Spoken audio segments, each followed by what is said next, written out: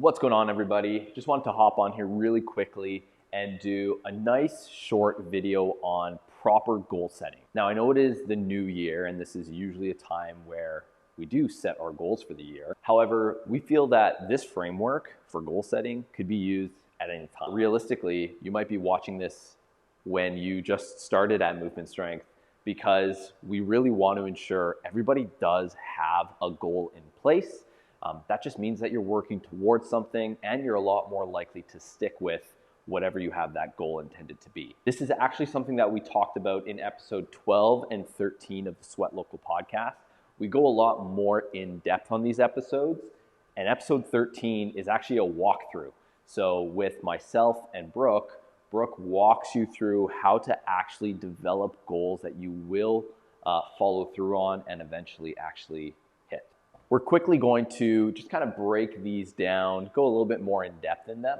First thing when you are setting a goal is to know your why. There's a direct correlation between people who actually achieve their goals in movement strength and the ones that have a really deep why. Really quick example, if you have a goal of weight loss, maybe you're trying to lose 10 pounds or 15, 20, 50, whatever it may be. If your goal is just to lose weight, that's not a deep enough why.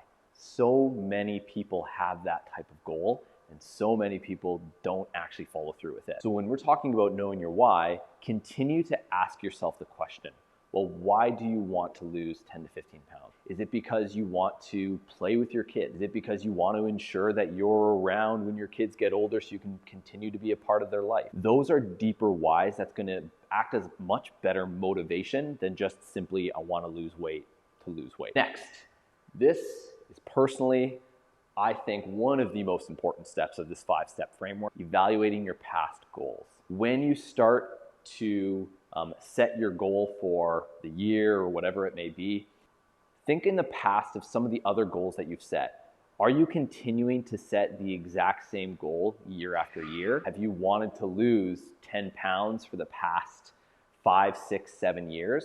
If the answer is yes, really dive into why it didn't happen.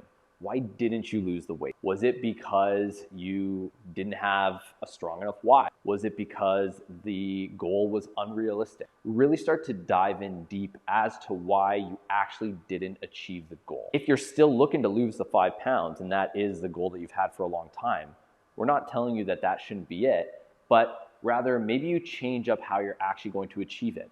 Have a plan in place. If you don't know how to plan it properly, that is why people have coaches, to take the guesswork out of it. So evaluate your past goals, a super, super important step here.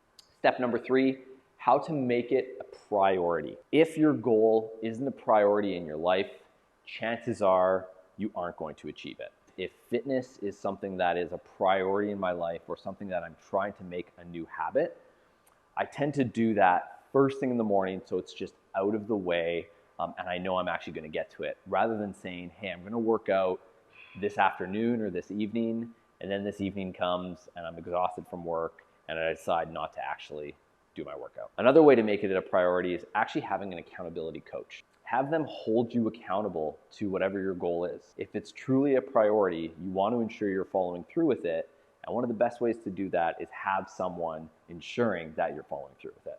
Step number 4, get rid of your all or nothing mindset. Why most people usually fail their goal within the first few weeks of actually setting it. That's because they focus on this whole perfection mindset. It's something that we're really big on here. If you guys know Coach Brooke, this is one of her favorite sayings. It's progress over perfection. If you do have a weight loss goal and you set a goal of eating a certain amount of macros every single day, we know that that's not sustainable.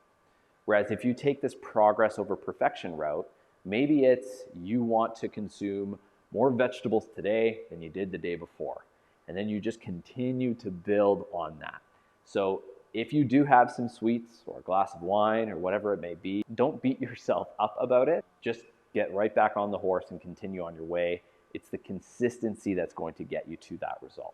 Last but not least, don't rely on motivation. A great quote that I don't know if Brooke came up with it or she found it somewhere, but I'm going to read it because it's like a tongue twister. You have to do what you know you need to do even when you don't want to do it.